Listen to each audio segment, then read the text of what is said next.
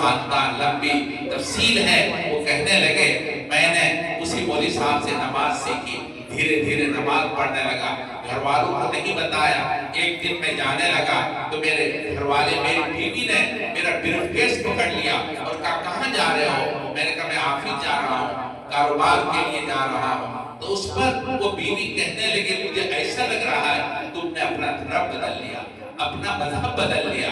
اگر تم پہلے مذہب میں پلٹ کر نہیں آئے ہم سب آگ لگا کر مر جائیں گے اور اپنے آپ پر آگ لگا لیں گے۔ آج ہی آپ کو اپنے مذہب بدل لینا ہے۔ صلاح الدین صاحب کہتے میں نے بیوی سے کہہ دیا تم مرو یا زندہ رہو مجھے اس کی پرواہ نہیں ہے، مجھ پر کسی نے جبر نہیں کیا، زبردستی نہیں کی ہے، میں اپنے آپ مسلمان ہوا ہوں، دل کے پسند سے مسلمان ہوا ہوں، تم مرو یا زندہ رہو مجھے اس کی پرواہ نہیں ہے۔ مگر کہہ تو دیا، کہتے میں سوچنے لگا اگر میری بیوی نے آگ لگا لیا، سارے بچے مر گئے، میرا کیا ہوگا؟ مجھے بھی تو جیل میں ڈال دیں گے، میری بھی زندگی ختم ہو جائے گی۔ میں سوچنے لگا، میں ان دنوں ایک کتاب پڑھ رہا تھا اسلام کے بارے میں، میرے محبوب نے اس پر فرمایا ہے اللہ تعالیٰ افطار کے وقت کی دعائیں رد نہیں کرتے ہیں۔ رمضان تو تھا نہیں، بیچ کا سال تھا، میں نے ایام بیچ کے روزے شروع کیے۔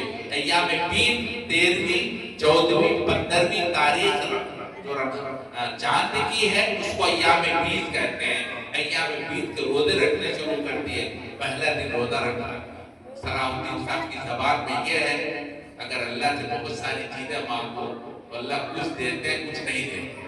اسی لیے میں نے اللہ سے سنگل دعا شروع کی، اللہ میری بیوی کو اور بچوں کو اسلام کی توفیق دے۔ پہلے دن دعا کی، کوئی نتیجہ سامنے نہیں آیا۔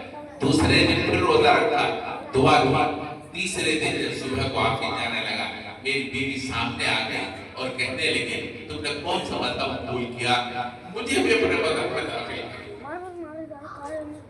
تیسرے دن کہتے اللہ تعالیٰ نے میرے بچوں کو اسلام کی توفیق دے۔ صلاح الدین صاحب کہتے دوستو مذہب اسلام کا پورے طور پر آ کے دیکھو، یہ پریکٹیکل مذہب ہے، جیسا اللہ کے رسول نے فرمایا ایسے ہی اسلام ہے۔ میں عرض کر رہا تھا قرآن کریم اللہ کا نور ہے۔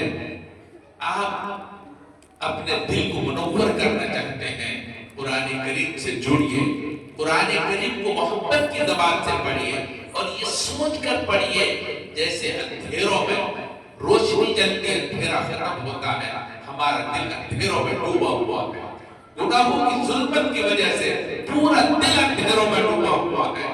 آپ قریب ہوئیں گے قرآن کریم کو اور یہ سوچ کر پڑھیے اللہ کا نور ہے، انشاءاللہ آپ کا دل منور ہوگا، گناہوں کی تاریکی دور ہوگی اور دل روشن ہو جائے گا۔ اب اللہ کے کلام کو اس نیت سے پڑھیے، اللہ کا کلام ہے اور اللہ کا کلام نور ہے، یہ روشن کرے گا، دل منور ہو جائے گا۔ اب اللہ کے کلام کو اس نیت سے پڑھیے، انشاءاللہ قرآن کریم کو اس نیت سے پڑھنے کے بعد آپ اپنے اندر فرق محسوس کریں گے۔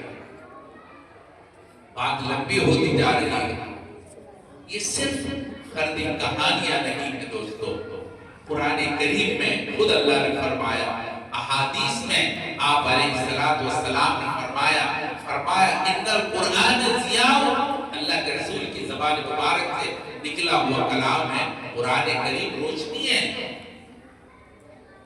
ایسے کتنے واقعات ہیں، قرآن کریم جب اس نیت سے پڑھا ان لوگوں نے اللہ ان کے دل کو منور کر دیا۔ اللہ تعالیٰ ہمیں قرآن پاک سے جوڑنے کی توفیق بخشے، اپنی اولاد کو قرآن کریم سے جوڑنے کی توفیق نصیب فرمائے۔ وآخر دعوانا ان الحمدللہ رب العالمین۔ اب تھوڑی دیر